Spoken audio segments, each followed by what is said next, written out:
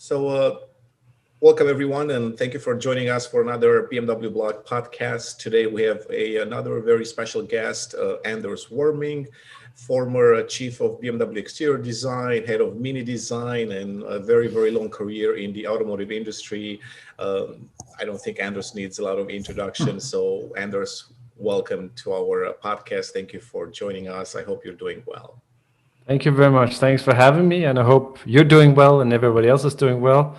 Of course, it's a challenging time with a lot of pandemic going on. So I just wish for everyone to be safe and have a good time. You know, basically holidays coming up, but still be safe. That's important. Exactly. Same to you. Yeah. Same to you. All right. So let's jump right in. So let's start first with what you've been up to lately, and then we can go back into the past a little bit. So tell me more about what you're doing today. I really like your question, actually, because a lot of times I end up being asked about, let's say, the past topics. And I think like so many other designers, I'm like so excited about the future. And I actually want to talk about the future and what's to come, basically. So what I'm up to lately is basically last year. So beginning of last year, so it's like a year and a half ago, almost. I established, or more than that, I established my own design company, made myself, let's say, independent and work as a designer towards the industry. And my target for that was not so much, let's say, I would say even to create my name or make my name anything, I would say, bigger or special. I call it warming design because people are then obviously relating to my career and what I do.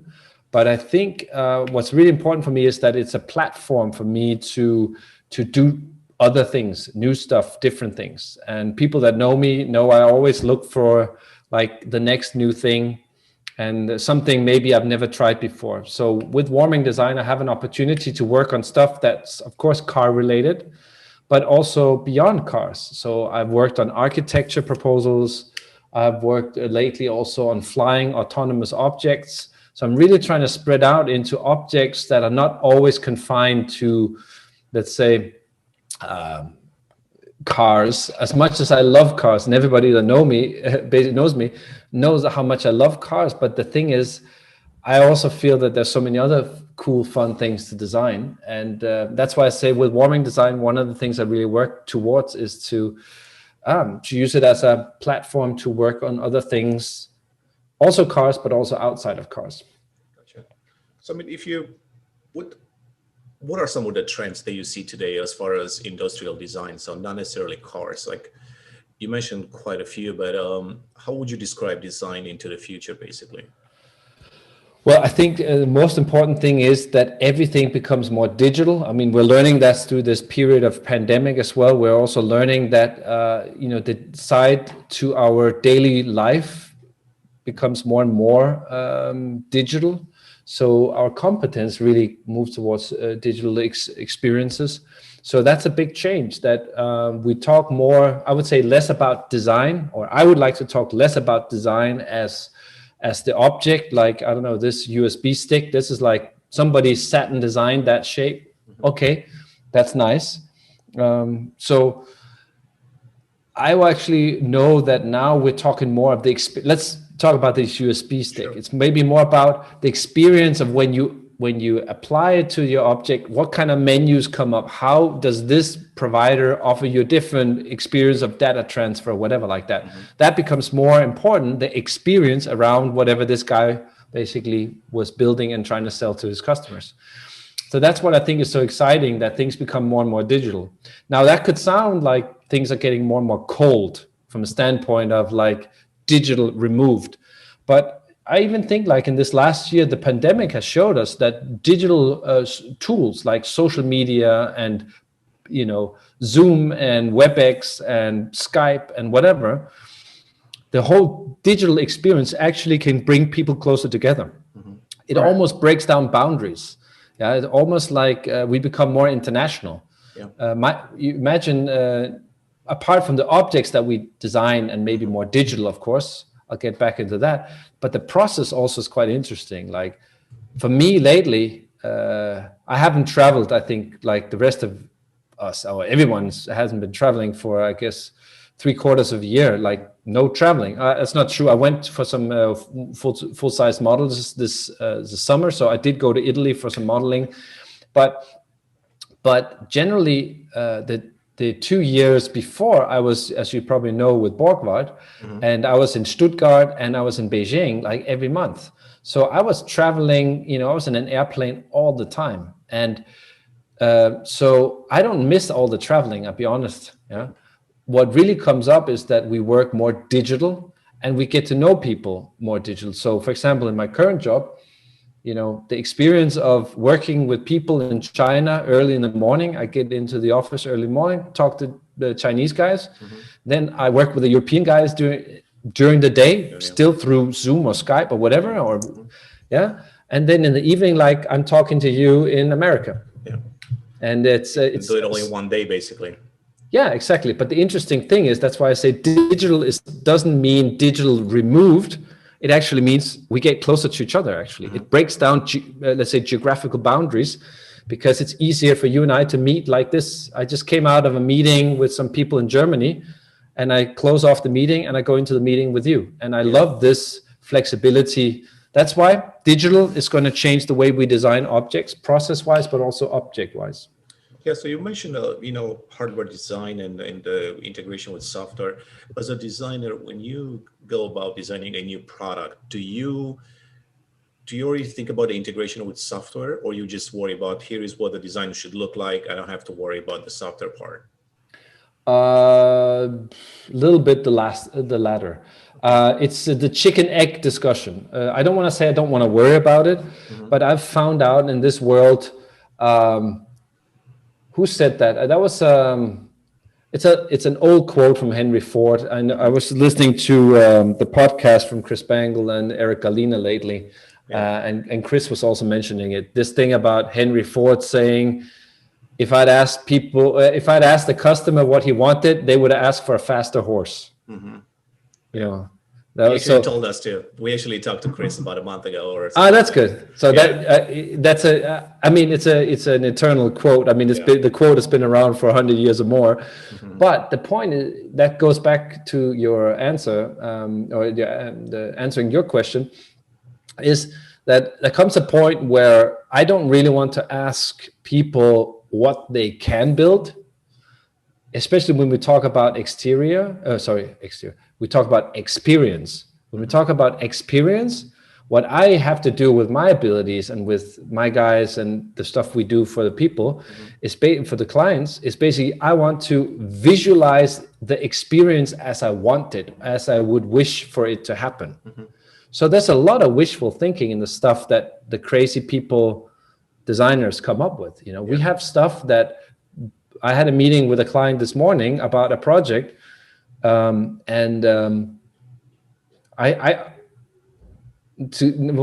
giving anything away, but I do know he almost fell off the chair. He was like, what am I going to do with this? This is so far away from what I usually was expecting. But then I'm saying, well, let's talk about the feelings and the experiences involved. And then he goes like, yeah, come to think of it, we actually have this technology and we have this technology. So it could be possible, but you just kind of have to put it together in sort of a hodgepodge later. So you have to start with the experience. And I'm a little bit naive when it comes to that. And I believe that a little bit and then the rest will come. Because when you start with the experience, then at least you can get the clients, potential customers on board on why we're doing it. Sure. And then the what and the how will then be defined. Answer also, a short answer to that is, I think also you have to think of it in 3 layers, like the what and the how, and then the why. And usually if you go into discussing why are you doing certain things, you can allow yourself to be a lot more free in your thinking. If you talk about what and how, then of course it's very process driven and technology driven. So I like to lift it to the why, to the experience level first. Sure. So now if we go into the world of cars, what are some of the trends that you see, some of the design trends? Where do you see the automotive world heading towards? Well, I wish I could give you something positive, but I would say one of the trends is that cars look the same. Okay. and it's something that But they do obviously. know? Sorry to interrupt you, but do they? Because I mean, if you look at the BMW brand, I think that's exactly what they're trying to do, is not to look the same, and that's been met with a lot of controversy lately. That's true. That's true. So Maybe on that point, you're actually true that there definitely is creating some differentiation. I think generally that the trend is, though, that a lot of brands are actually trying to play it safe. Yeah. And I think it has a reason. It has a reason. So I don't want to bash that either. So it's not a for or against. What I'm saying is that a trend is that things kind of converge down to, let's say, a steering wheel, because we often talk Mercedes, BMW, Alpha, Tesla, I don't know, any brands, right? But let's talk about components. That's why I think it's all a lot the same, like a steering wheel is always kind of like the same steering wheel, and then Aston Martin, for a while, they did the square steering wheels, and then people say, oh, we're not sure we like it, and then they're kind of going back. And so, but what I'm saying is that the object itself, the door handle, I thought that was pretty nice actually on that new Ford Mach-E. I thought the omission of door handles, as far as the experience, like let's get rid of the door handle. I mean, it sounds so maybe dumb and basic, but when I saw it, I was like, that is cool. You got that little thing, and you got the stopper, and okay, nice touch there, Murray, very good. And I think that's where I want to get at. I want to get at these other experiences. So whenever it's like, if you go to a mall, into the food court, and every food court kind of has the same use of, let's say, cilantro, everything tastes kind of like of cilantro. So what I'm hoping for, because I like food too, I just want different tastes. So I do applaud the brands that dare to go against the stream. I definitely do. My record of doing semi-radical stuff here and there that people go like, "Oh, that's too wild." So I think it's fine. You have to go certain places, and what I really wish is for all of us, and it includes myself, to I have this mantra in the projects that I work on. I say, daringly thinking future. Sounds kind of obvious, daringly thinking future, but thinking future, it's something you have to trust yourself in making those statements, and you have to trust yourself in saying, well, actually, I think that could happen. So the trend, unfortunately, sometimes is that people are being a little bit too timid and being I'm not sure, will our customers like it? And so I hope for more differentiation. I see too often a car where I think, so it looks like that other car. And I see this car and I go like, okay, now they have this solution. Then these people say, well, we're going to have that on our car too. And then it kind of mixes together. I like to separate it a little bit.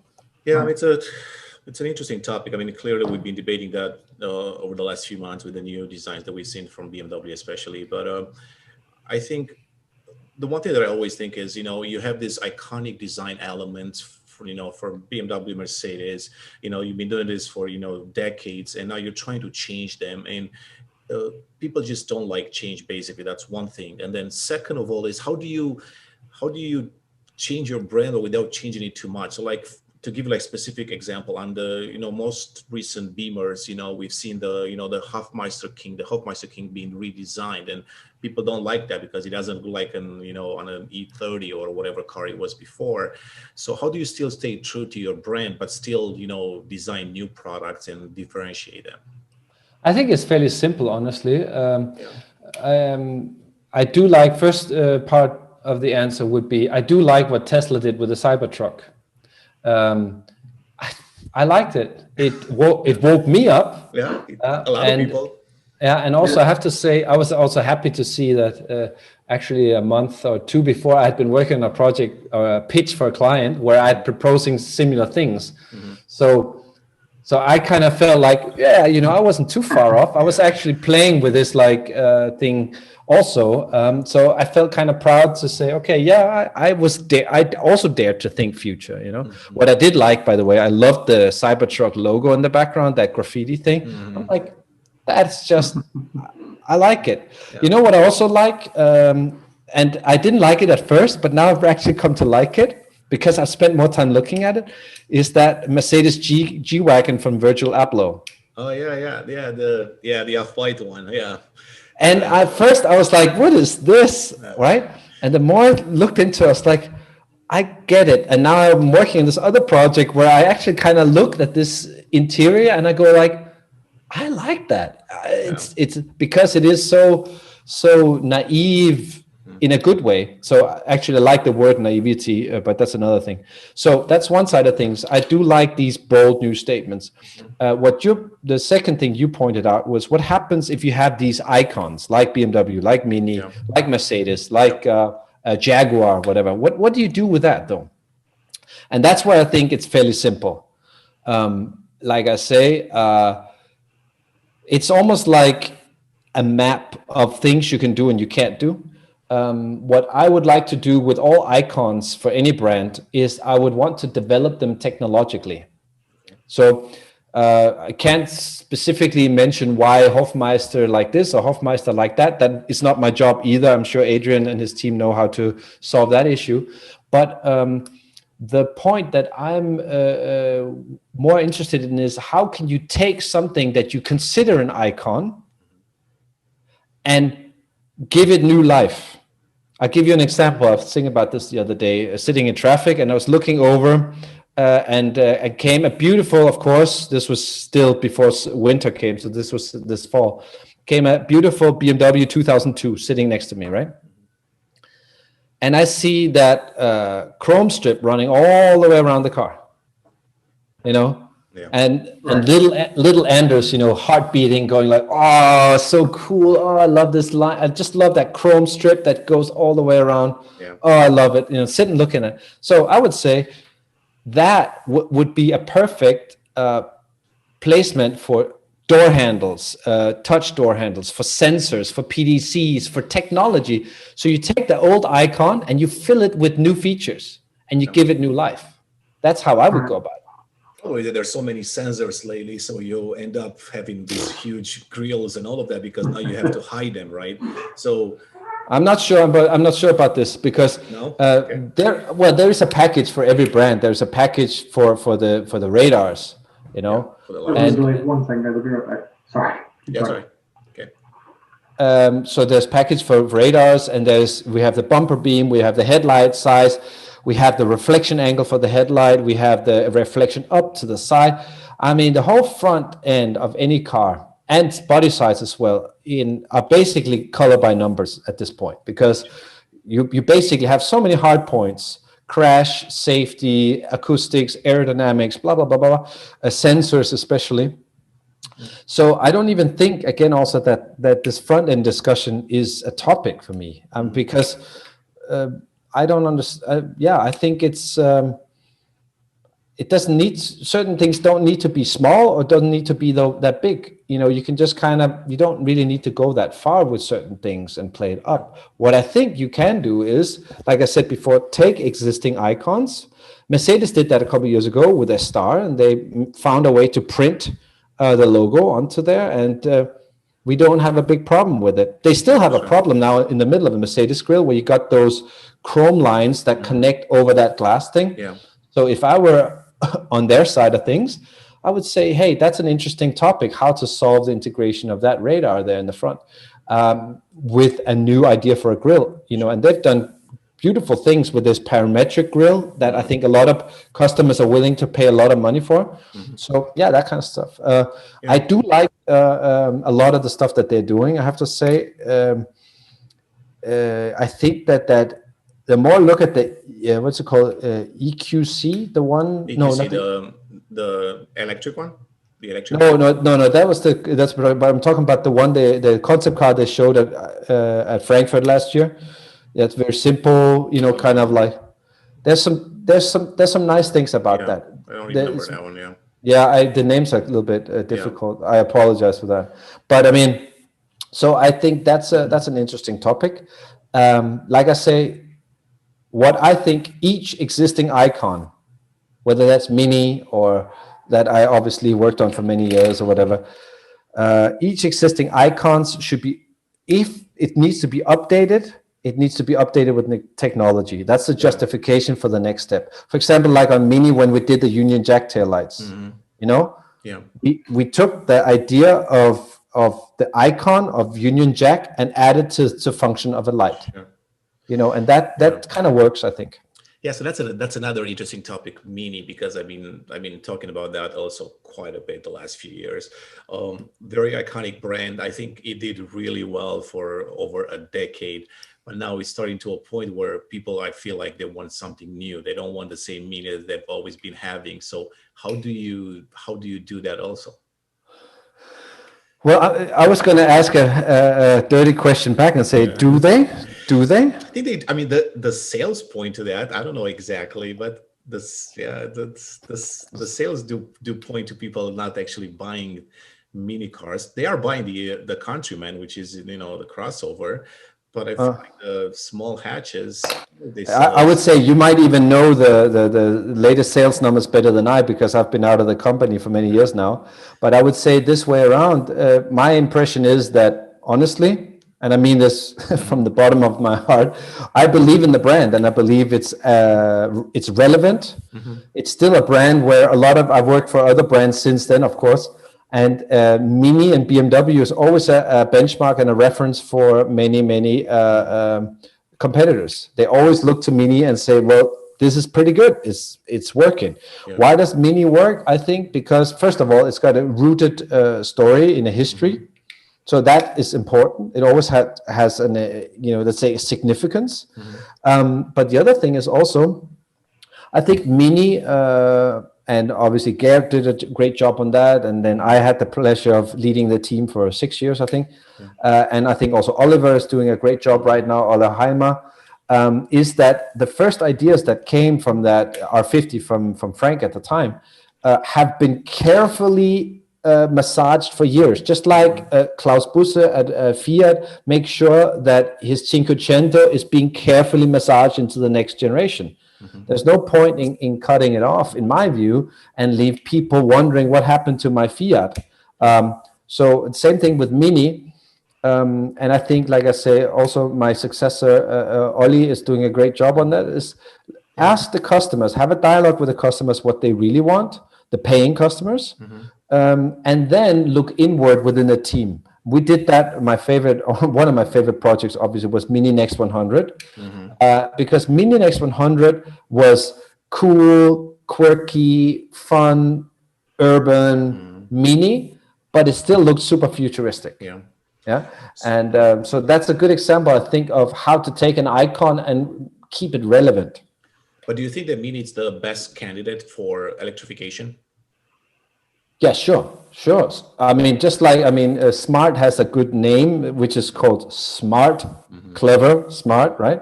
So Smart, Mini, these are brand promises. If you say Mini, you talk compact and clever. You know, our mantra at Mini is creative use of space. So Mini is creative use of space. That also means the creative use of space in an urban environment. So I definitely think that that's a thing. Even for people, and I obviously get a little bit, mean about that sometimes when people say, well, do you think that isn't Mini getting too big? And I always say that's a question I've gotten 10 times, 18 times, I don't know. But the point is, I always say, no, of course not. We can get out a measuring tape and measure the Audi A1 if you want. And it's the same money and it's the same buyer. Yeah. And the only thing is that car is this much longer. So again, also, what's Mini? We're always the shorter ones. And if we are 425 on the Clubman overall length, so the competitor from Wolfsburg is, 435. Okay, so which one's the Mini? It's always like that. We have to be careful that we make sure that we have a car for small footprint. And that goes back to that mantra, creative use of space. And I still think what I see from the Mini team, they really work very well with this mantra, creative use of space. Be creative, that's a wonderful thing. And use the space sustainably and cleverly. Yeah, no, that's a really good point. let's go back into the past a little bit. Oh, Tell me some of your favorite projects at BMW Group. oh, there's so many. I know you've done quite a few cars, but Yeah, no, my favorite projects. Oh, that's really interesting. I don't know. I have to say, I mean, it's kind of coming back because these people were asking me this fall to feature also on Instagram a little bit more the Z4 because I haven't played it up for a while. Yeah. I haven't even talked about it. I haven't done anything. So people say, "Oh, put it on your post." I was like, "Okay, cool." I like to do that. I love it. So I kind of, in the last couple of months, I went a little bit deeper back into. Maybe you saw the film or something like that. Yeah, I saw that. That was a fantastic film. It's just a little, I do some of the social media stuff here where I just put up a camera and speak about design. That's enough. So actually, it works today. Yeah, that's a good idea. Yeah, it's just because I feel like the way we're talking here, I'm using my hands to explain. So it's nice to just kind of speak for 10 minutes about a project. I cut it down to 5 minutes, and then I just show some pictures in between. So it keeps it a little bit live and a little bit interesting, a little more YouTube style. Anyways, enough about that. But that means that I've been actually reminiscing a little bit about the Z4. I actually, for many years, forgot about it because I've been working on future stuff. So I haven't been looking in the rearview mirror for many years.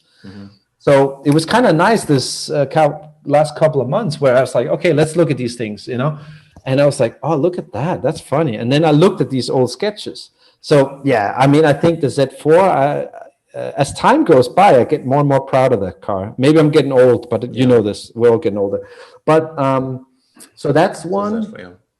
Yeah, but I always have a problem looking rearward a little bit like that because I like to look to the future. Yeah? Well, that's a beautiful car, though. I mean, that's something that I don't think I've seen any people criticizing that car, basically. So I mean, from okay. Well, let's say that's nice, but I do think that I know we took a little bit of flack in 2001, 2002 when we started introducing the new form language. Yeah. And not only I, but a lot of the obviously the management and the team members, we were all kind of a little bit ducking here and there. Yeah. But I think, but the point is, we knew that we felt that it was quality, and I do think because we were looking at our gut feelings. Yeah.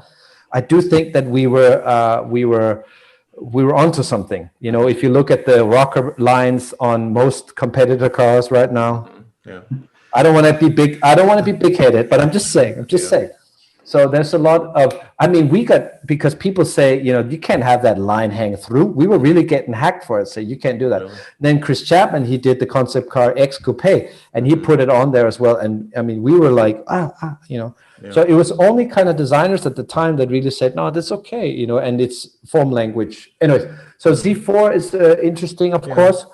I do love the Mille Miglia and Gina that I worked on. Yeah, those are fantastic, But that's more like emotional because Mille Miglia is clearly a retro car that nobody really wanted or needed. It's just a celebration of history. And we were just designers having fun. We actually had a project and we were supposed to do 10 cars for a future lineup of cars. We did that, internal projects. And this car became car number 11. Nice. So it was along the way, we just found out, let's do this Mille Miglia thing. Actually, you know what happened? This is an inside scoop. I can actually give you this scoop. Because Chris came by, Bangle at the time, he came by one time and he was saying, well, can you imagine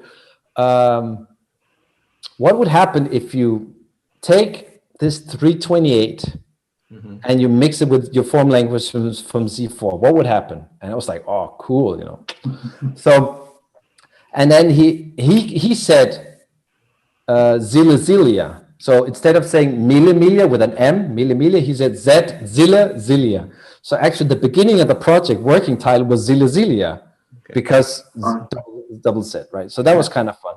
And then he walked off, and I think those sketches that those were actually the first sketches, anyways. Yeah. So I wrote underneath in the original it actually says Zille Zillia. I edited that out later, but anyways. And then I was having a late night kind of fun with it, and then I said, what would happen if you took other things, other cars of other brands, and add the Z from the Z4 to it? So I did a whole series. I did a Ziva, so that was a Riva boat with a Z. So I did a Ziva. I did a Zatalante, which is an Atalante Bugatti with a Z. So it's a Bugatti with a Z. Horrible stuff, but it was fun. And I did a Zisco Solante, so Disco Volante with a Z. And the last one was, so wait a minute, so it's Ziva, Zatalante, Zilesilia, I'm missing one, but I had one more. So I had 5, and I remember showing them to Chris. I met with him last year, also before the pandemic. I went to visit him again. In Italy, Yeah, we're just having fun and hanging out for a day and whatever. I was on a project in Turin, so I went down to see him. Yeah. And then I remember we talked about it. It's like, do you remember those Zatalante and Ziva? He's like, oh yeah, we got to look at that one day. So one day I might dig them out, maybe. Yeah.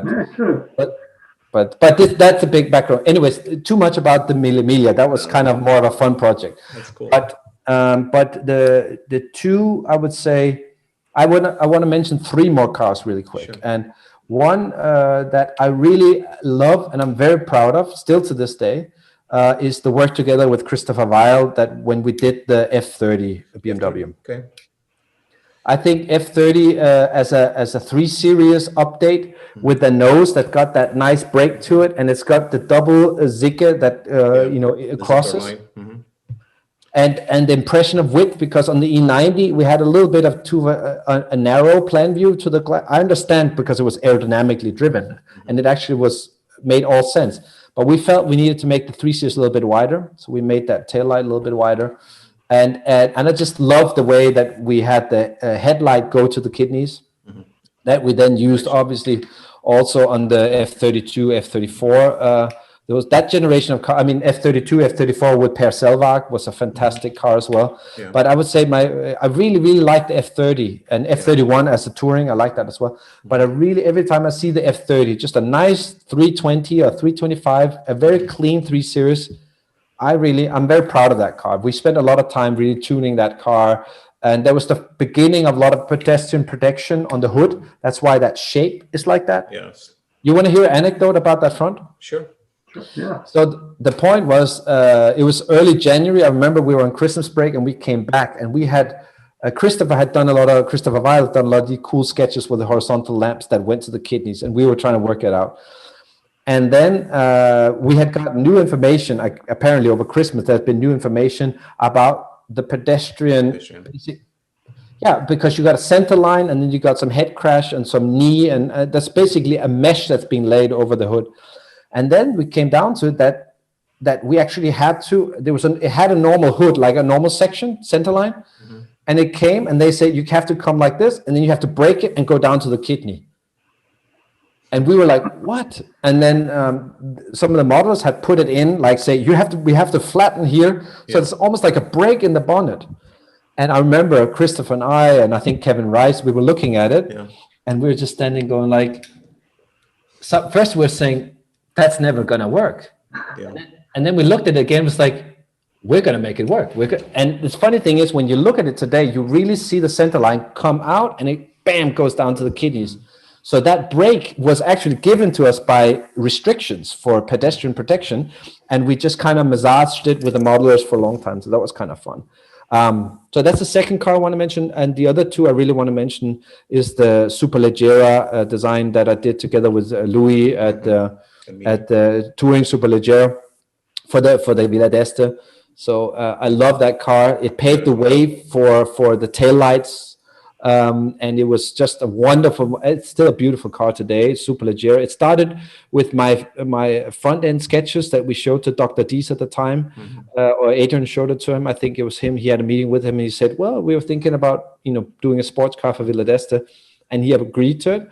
Yeah. And then Adrian had this idea that we should talk to Louis, because he'd been talking to him about maybe BMW stuff, but how about do a BMW or do a Mini instead of a BMW? Because Zagato had done a BMW the year before, I think. The year before, yeah. The year before. So it would have been like for Superleggera, it was kind of that chance to do something for touring, to do something more unique, to work with me on the Mini. So that's I love this car, and it was so much fun to work together with Pietro and with Louis down there in Italy. It was really, really cool car. Nice.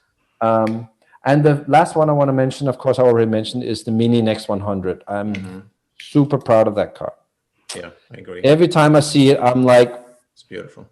that's the one I like. That's how I would like my Mini. I'm sorry to be, I don't want to be big-headed. Sorry, that's not what I mean to say. No, it's all But if I, as a client, as a customer, as a paying customer, would want the Mini for the future, that's what I would want it to look like. Gotcha. It looks modern. It looks a little bit quirky. It's got character, but it's also clean. Also, a big contribution from on the exterior side, obviously from Christopher Weil as well, Yeah, who's he the was, project yeah. leader. So as you can tell, I like to work with Christopher. He's a great guy. No, Christopher he's a great guy actually. I mean, we've talked to him quite a bit. So I do want to go back to the F30 and the F platform. You mentioned that. I think there's not a lot of people that talk about that platform today, and maybe like in the future they will see it as a future classic. But I think the one reference that I've seen in the past was that generation of F cars, they were very, very close in design. So it was tough sometimes to differentiate in between like an F30 and an F10 and maybe even the 7 Series. Do you think that was like a very, very safe design language at the time? I mean, people loved it, but do you feel like it was too safe? Yeah, I think so. It's too safe. Yeah. Okay. I think that I mean, it worked well, like you say. They sold a lot, and especially F10. We you know, the design from Jacek, whatever, was fantastic, and it worked really well.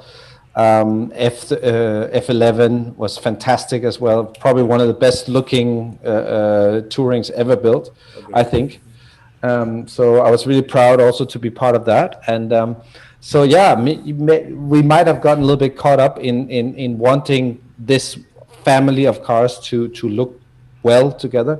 But I also want to point out that we went further on the 1 Series, for example, and I really like that as well, the F20. And there we really worked around, let's say, a very different character around the front end, so which I think still is super, super strong. Before facelift, I think it's super characterful, you know. Is that the only car that got like 3 facelifts? No. Because the facelift on it was beautiful. I think the first one that came out, it was with the buggy eyes a little bit, but I think the facelift was beautiful, and it was probably the most radical facelift that I've seen probably the last 10-15 years. I see it a little bit different. I obviously was part of the finding the new, let's say, buggy-eyed front end. So it kind of goes back to what you said. Do they look too similar? I think I wanted the 1 Series to look different from the 3 Series. And that's why we made this intentionally buggy-eyed front end. Gotcha. With the inside line goes up and with the singular taillights, whatever. So I'm maybe a little bit alone with that opinion, but I was responsible at the time for these cars, and I really wanted to make sure that we keep a characterful 1 Series, because Chapman's E87 was like for me a revelation, you know. E82, of course, and E81, you know, but E81, E87, I think were really, really wonderful 1 Series cars that really actually brought in Mini this one BMW this very characterful appearance, which I thought was brilliant. So I actually wanted the 1 Series to be more unique, and so as you can tell, generally I'm an advocate for maximum uniqueness. So if your point is saying maybe 3 Series, 5 Series, 7 Series might have been a little bit too close, I wouldn't disagree with you on that. I actually think that's a fair comment. But I would also say that that is the backbone of the whole BMW world, is to make sure that line 1 Series, 5 Series, and 7 Series, that it's together, you know. So it is a difficult topic because how far do you then go? One of my favorite 5 Series of all time was Davide's E60. You know, I love that. Just still today, it's fresh. We do too. Yeah, it's just fantastic. I had it as a E61 with a sport package. Yeah, we actually talked to Chris about that. I was telling him how, you know, people actually love the E60 today, and then he gave us an inside story into the design and the Davide, his death, and the tribute to him and all of that. And yeah, I mean, it's such a good looking car, even 20-30 years later, whatever that is right now. Davide was a genius, and it's amazing that especially these kind of people are taken from us, because he had so much to give.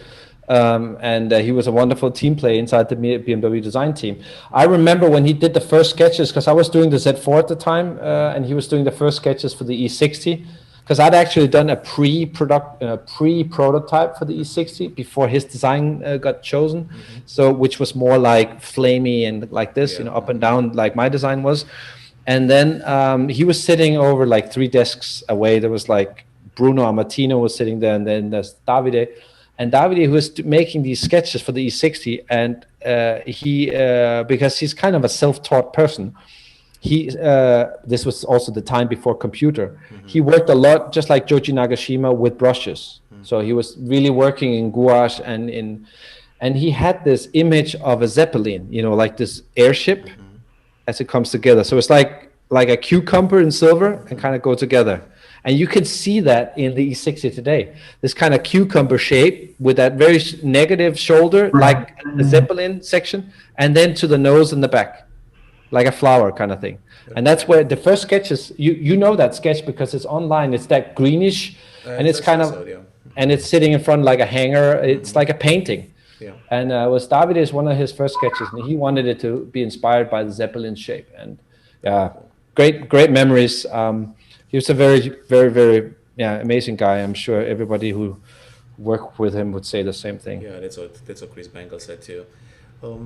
So since you mentioned a little bit about the design process, can you give us some insight on how actually the design process works at a large company? Like, some people are always saying, well, it's that guy that designed the car and it's his fault. Like, walk me through like how a project starts. I mean, I know some of the details, but probably I don't know all of them. So I know you start with some requirements, then you go into a sketching phase, and then so on and so forth.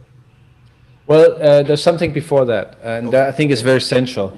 Especially, and I know the BMW guys would concur, what's really important is before you actually get your, let's say, assignment, you're going to design this car, there's a phase called the early phase that's basically preempting that. And in that phase, you're actually also letting the design teams run wild with new form language and new ideas. And a lot of the ideas that then get defined into cars are kind of like picked out of that, let's say, flower bed of ideas. You're kind of picking the best stuff, and then marketing will come in and say, this is interesting. What is that? And then we'll say, well, because we're thinking, can you do this? Can you do that? And a lot of times the design team will get the assignment to just kind of not run wild, but to do this like exploring phase where you're just exploring for new ideas. And then it's easier for marketing to come in and say, okay, well, we have these kind of customers, we have kind of this requirement. What's that thing over there? And we say, well, that's that crazy thing, we're thinking about this. And they go like, well, actually it's interesting because it fits our requirements. Can we make a project out of that? So there's kind of a marriage between, it's a chicken egg discussion. Did the idea come from a PowerPoint from marketing, or does it come from a sketch? I think usually it's both, because you have a platform strategy from the company. What are the wheelbases? How many derivatives will we need to do, et cetera, et cetera. And then you got us designers just dreaming up ideas, and say, wouldn't that be great to do this? Wouldn't it be great to do this? We just kind of play in that pond. That's the early phase. Now, from the early phase, there's a point where you have to explain that to the board members as well, because explain them what the context is, how the world's going to change. All this thing about going toward digitalization and big data, etc., means that the products will become slightly different. So we kind of trying to show these cars in the context of how things will change in 5 or 10 or 16 years. Yeah. And I remember at the time when I was still at BMW, we were really looking towards 2030, 2035, 2040. What is the context that we are working towards? Where are we heading? And we even did entire projects where we didn't even do exteriors. We just did digital experience, interior experiences before we even do the cars. So that's early phase. And then comes that point where the company says, we want this car. And that could be a 3 Series, a 5 Series, a Mini. It could be any production car that a company decides to do. And they will then, the company will basically give an assignment to the design team and say, okay, this is the project, this is the project leader, this is the marketing guy, work together and create this product. And then you go into that usual design competition, which honestly, I'm not the biggest fan of. I don't like competition in design because I'm a driven guy anyway, so I don't need people to breathe down my neck to do more work. I'm going to produce tons of work anyway. So I never needed that competition. That's why I love to work with Davide, because we had no problem with handing over projects.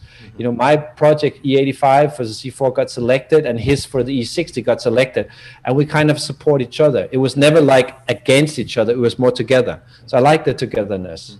A lot of people that know me think that I might be not quite truthful about that, because I'm also known to be very pushy.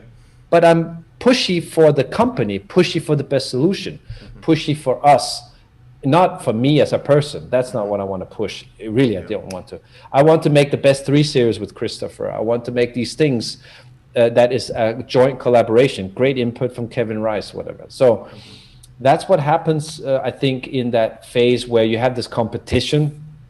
And I don't think, and this is an important thing, maybe other people see it differently, and that's their opinion, but I don't think that there's a winner in a design process, because we all contribute. So whether it's him or her that gets that selected, I mean, look at the guys right now, whether it's Anne Forschner or Song Molim, or Jose Casas. I mean, these guys are like a family. So whether it's his car or her car, whatever, maybe it's important, but I don't think it's that important. Because at the end, it is a team effort, and everyone works together, and people like each other. That you have to remember, these people go for lunch every day together. They live together at the office. So there's not that competition as strong, I think. At Mini also, I had that very strongly, that I didn't want one guy to be like the guy that's like, oh, he's the designer of, and the other people are not present. I really want to make sure that everyone contribute on the next Mini, everyone contribute on the Mini Next 100, that everybody in the team feel that they make a difference. So that's what's happened in the second phase. After the early phase, you go into this, let's say, production phase, where you design the cars. You go from, I don't know, 5 cars down to 3 cars, down to 2 cars, maybe down to 1 ultimately.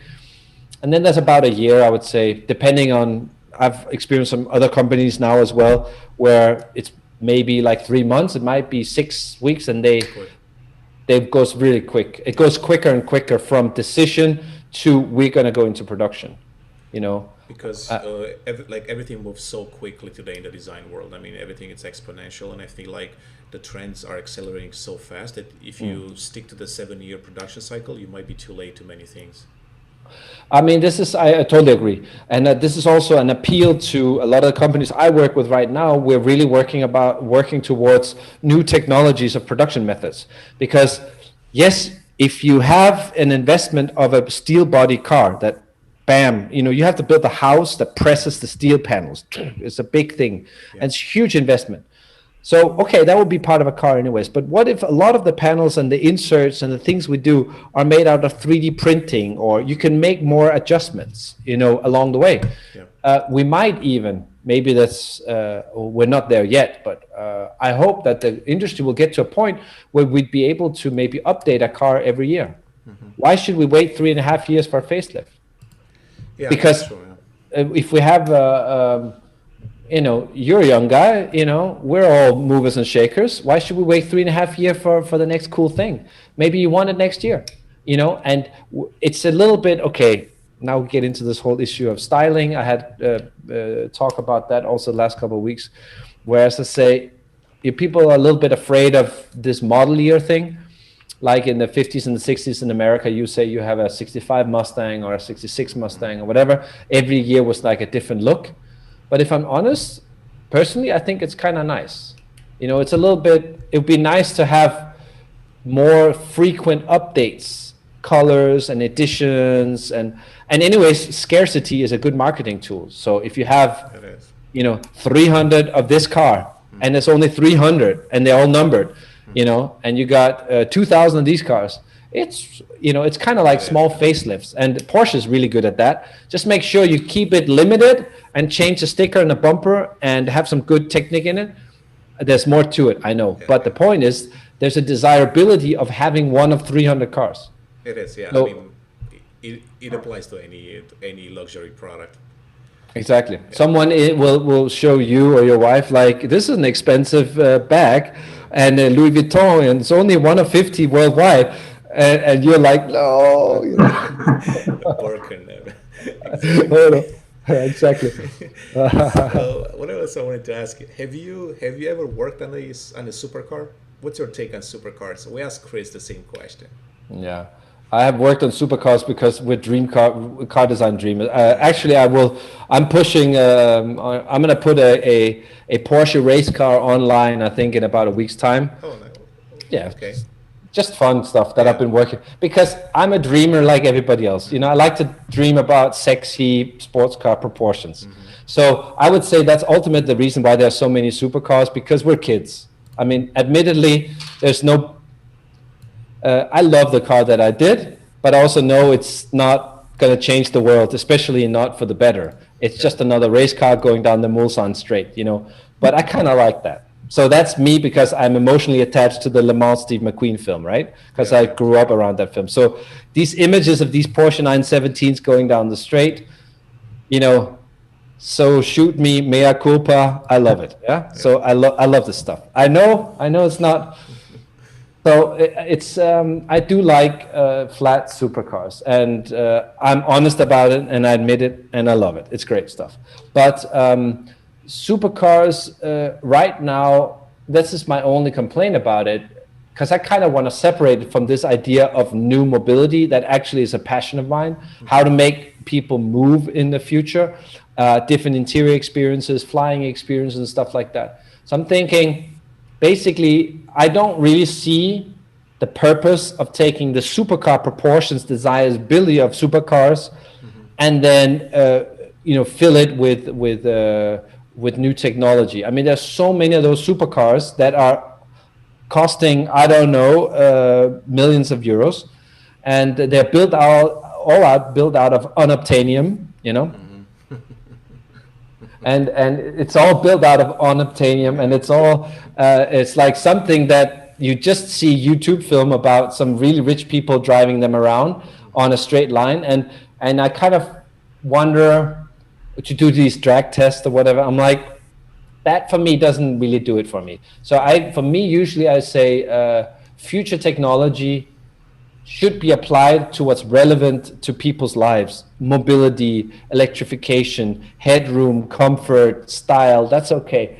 But I personally don't really see the supercar thing 100%, this 1,000 or 3,000 horsepower electric sports cars accelerating 0 to 60 in 1.9 seconds. Personally, I don't really feel it. If you ask me honestly, I don't really feel it. So if I design that Porsche for fun, because I've just been doing it here on the weekends just to have fun, right? Yeah. I might have some sketches. It's somewhere up, yeah.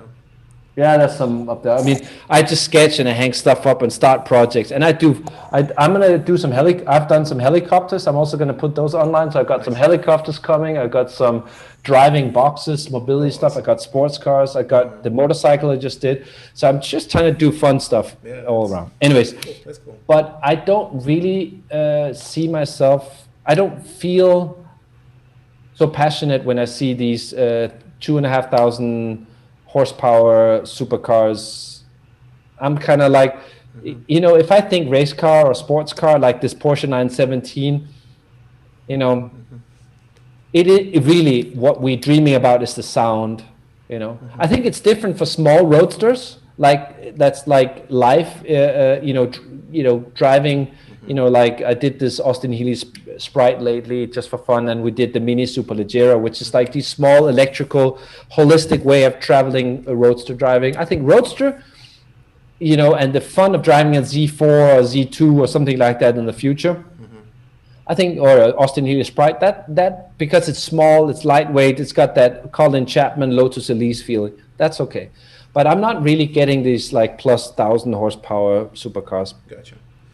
Yeah, so lately I've been having these deep thinking sessions with myself that no one really cares about. But I was thinking about this pandemic and the things that will change. So prior to COVID-19, I think a lot of the design ideas were around car sharing and mobility with other people and all of that. But now we saw that actually the post not post COVID but during COVID, actually the car sales went up because people actually want to own their own car right now, so they feel safer. And how will that affect all these design ideas that were prior to COVID, where let's build a car for the future, self-driving car with 10 people in my car and having this living room and lounge in my car? Do you think this pandemic will change that? That we're gonna go back to like everybody wants to own their own car, and I want to have my own car, that's it? Honestly, I've never thought about it the way you're saying. So that's actually an interesting thought. Now it makes me think, because I actually got this driving autonomous box that I'm going to put online also in the next couple of months that I've also finished, that I thought was fun. But so that's definitely letting 4 people sit in a closed space. But I want to say I don't know politically. I don't know what's going to happen. But and health-wise, we don't know. Nobody has a glass ball. But I do hope that we get back to normal, and I do hope that once the vaccine kicks in and people can be, basically the herd immunity takes place. I think we miss each other. I still want to travel to other parts of the world. I do want to sit close to people in an airplane without having to worry. Because I like people, I like to get to know people on an airplane without have to worry about wearing masks. And, so I think, I do think we have to wear masks. We have to be safe. And this is the rules right now. And I completely stick to them. I'm all about that. No problem. But I do hope that we're going to return to normal and that we're going to get close to each other again, because I want to see you in person in the future as well, Yeah, I mean, the question is, we will return to normal. The question is, no one really knows when. Is it 1 year, 5 years, 10 years? But I think I'm pretty sure that a lot of car companies are already starting to think about that. Are people going to be afraid to ride with other people for the next 5 years? So, because I mean, car sharing was huge in the U.S. I mean, maybe it was not in Europe, but the U.S. was huge. I mean, everyone was car sharing. Actually, in a city like Chicago, no one really wanted to own a car anymore because it was not cost effective, it was not cool anymore, and all of that. But now I see the opposite. Well, people actually thinking about buying cars. So that's kind of what got me thinking. Like, all these car companies have spent all this time designing these boxes, like you said, and now what's going to happen next, which is interesting for sure. Yeah, I like I said, I don't know what happens politically or health-wise, but my hope is that it's going to be within a foreseeable, maybe within a year or something like that. And then if that's the case, I don't think that would be a big or should be a big change in our, because you have to think about those people in Chicago. They do it for a reason, because sharing is a good thing and being close to people is a good thing. So yeah, it's really a matter of time, and it's out of our hands, so we don't know. All we can do is react. But let's put it this way. I would not wish to design objects for a future where we're more separate. Yeah. As a naive person, I would like to design products for a future where we are close. Whether it's tomorrow or in 5 years, that's not for me to decide. But I want to be close to people. I want to share. I want to meet people and in the zoo and go for a walk or whatever. I mean, here in Munich, they're close to the zoo. Poor animals. They're missing, the interaction with people, So it's that kind of stuff. Not only we, but also the animals feel that there's something weird, So, I think, I just hope that everyone will be safe and we'll get back to normal as soon as possible with some good tough decisions from politics that make the right choices. And then that we, as, let's say, visionary of future mobility, new cars, that we have the premise to design cars and objects that also make people come together. I just want to ask you, Anders, I have a question I'd like to ask designers, actually. It's a design question that really interests me. It's the idea that there seems to be two trains of thought when it comes to electric mobility. It seems like with electric car designs, car designers like to either go with really safe designs that look like regular cars. Like if you look at the Audi e-tron, it just kind of looks like a regular Audi. And then you look at other car companies, they want to go really futuristic and really, kind of dynamic and really out there, like really futuristic designs, what do you personally like better? Do you want electric cars to look more like traditional cars, or do you want them to look very specifically like electric cars? Well, that's a very interesting question, actually. I have to say, I'm probably more towards, let's say, the extraordinary design side of things. I have a general chart that I always present to all my clients, which is, I say, that you go from a mainstream and generic design to like aggressive and strange cars. It's kind of a bell curve, you know. That's like a bell curve from kind of normal to, you know, cutting edge, stern, focused, and then you go into the aggressive and strange. And usually aggressive and strange sells well, let's say, for smaller segments. I mean, something like Lamborghini sells on aggressive looks for clear, you know, because it's a small segment, it's a specific target group, they can allow themselves. But if you want to have or sell to a larger group, there's a tendency to play it kind of safe because you want big sales volume. And my general preference is to be, I always say, basically a little bit to the right, a little bit towards what I call remarkable.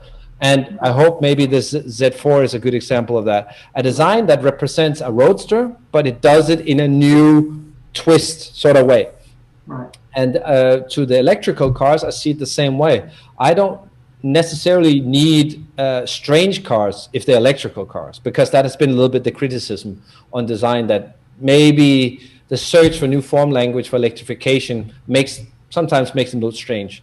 And a guy like Elon Musk, he just places straight down the middle, and he just said, as long as they look like something people like, and that was the Model S. I think that many people really like the look of it, but you know, it's not a car that I visually dream about at night. You know, I'm sure maybe even Elon Musk himself, because it's a normal looking, good looking car, but it doesn't change the aesthetics of the car language. Let's put it this way. If it had done that, then we wouldn't have the Cybertruck. So it's clearly that he and his team are aware that the Model S is playing it safe and playing it cool, Model 3. Right. And the Cybertruck is then, you know, to show, yes, we know there is another world. So let's say I'm more of a Cybertruck kind of guy than a Model S kind of guy, if we're talking Tesla language. I like to have something where I feel that there's an element of punk rock in the music playing. Some, you know, it's got a message, you know. I was saying to someone the other day, I think I said it also on an interview, I was saying that you can, you know, I don't want to be making music like Britney Spears, you know. Sorry Britney, but I mean, I like Kurt Cobain, I like John Lennon, I like the guys that changed the world, you know, that really have a message, you know. And in car design, you know, and I applaud any car design team, and of course our hero, our mentor is Chris Mangle, but the team that really tries to find a form language where people go like, whoa, cool, you know. And that's where I say, you know, yeah, that's why I love John Lennon in music, because he's the guy who always, you know, turned the right buttons at the right time. I mean, 40, 50 years ago, whatever, so it's so long. But, you know, but that's kind of the analogy. So I want something that's remarkable, something you remember. That's what the vehicles I design. On the other hand, when it comes to cars, you know, like the Porsche I'll show here in the next couple of days online, yeah, it's more bubblegum. It's just more bubblegum. And I admit it, but it's like, you know, food. Sometimes you have steak, sometimes you have strawberry ice cream, you know. Kind of depends, you know. And the Porsche 917, I called it Porsche 999. I thought that was kind of fun. That name probably wasn't taken. So it's just a low, fast sports car, and I know it's strawberry ice cream or whatever. But that's more maybe a normal car with a normal drivetrain, you know. Yeah. And I have this other thing coming up. I was just mentioning this one here to what I said about this driving box. I have this thing with like you're inside of a tree house. And that thing, I showed it to a friend of mine the other day. That thing is interesting, right? Yeah. It's like somebody was like, is that even a car? And I'm like, if you want it to be, you know? So, you know, what I like to pride myself on is to play the range from, you know, sweet, you know, emotive automotive stuff to something where people go like, is that even a car? I like to have all in my vocabulary. Right. And that's the answer to your question. When it comes to electrical cars, I want to be more on the right, more towards strong message. And I applaud companies that dare to go that way. Okay. Do you think that electric cars, due to the lack of the necessary packaging for internal combustion engines, like they don't need that sort of thing, do you think that there's a possibility for more expressive designs for electric cars? Yeah, sure. Yeah, for sure. And the interesting thing about it is that technically you have a different layout because of usually like a skateboard layout. You do have a flat floor. Maybe on the Porsche Taycan you have the foot garage, but other than that you have a flat sort of a lower skateboard, and then you can work with different volumes on top of that. So again, also I like the Taycan, but but it's like, does it need to be that close to a silhouette of a 911? If it is, I've got a flat floor. It could have been cool to see like even more like race car volumes, or boxy things. You know what I really liked? I thought you might even like this as well. That I loved that when they showed all these hidden Porsches last couple of weeks. Yes. And my favorite was that little minivan Porsche, the red one. Really cool. Yeah. I was like, great, because that's actually, so talk about different proportions. Could that be the coolest, fastest race van ever? How cool is that? If that's an electrical race van and not like a regular motor, but if that one was electrical and I could buy it, sign me up. That would be my daily driver. I would drive that. Cool. I would drive. We've done internally also some projects at Mini at some point around vans and stuff, right? So this is for me a race van. It's a cool thing. Remember the Scion XB years ago? Yeah. And a lot of the kids, they put like the black steel wheels on it and lower it, and I thought that was cool. So I mean, what I would love from a brand like Porsche would be like an electrical race van. That would be kind of cool. So yeah, more character. I'm going to ask you one more question. I'll let you go. We've been keeping it too long.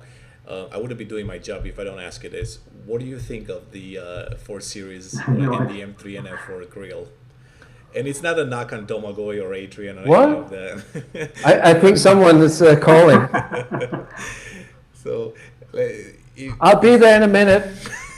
I mean, I know Domagoj quite well, and we always talk about the grills, and I understand the styling, or not the styling, the design philosophy behind it. But I'm always curious to hear, what that are outside, what do they think about it?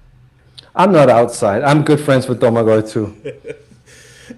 All right, so then we're just gonna leave it at that. Let's put it this way. I really,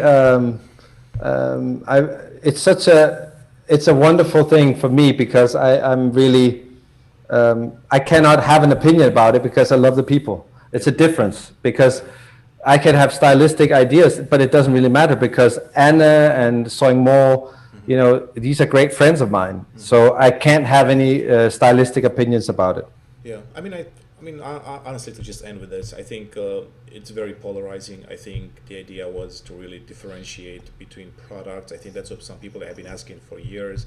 I don't think they were ready for such a radical change. But then I always like to point out to the E60 generation and some other cars that were very, styling was different, and now they're well loved. I don't know if they're going to be well loved, but I think they definitely have character. So they look better when you see them in person too. They're not as polarizing maybe, but yeah, I'm curious. I mean, I guess we'll find out. Time will tell. Time will tell. Exactly. But like I say, these are great people. They're great people. I like these people. Like to work with them. I have good relationships privately to everyone. So time will tell. Yeah, I mean, I don't envy any designer, because it's tough to put your work out there, and especially with social media today, it's so easy to criticize everyone.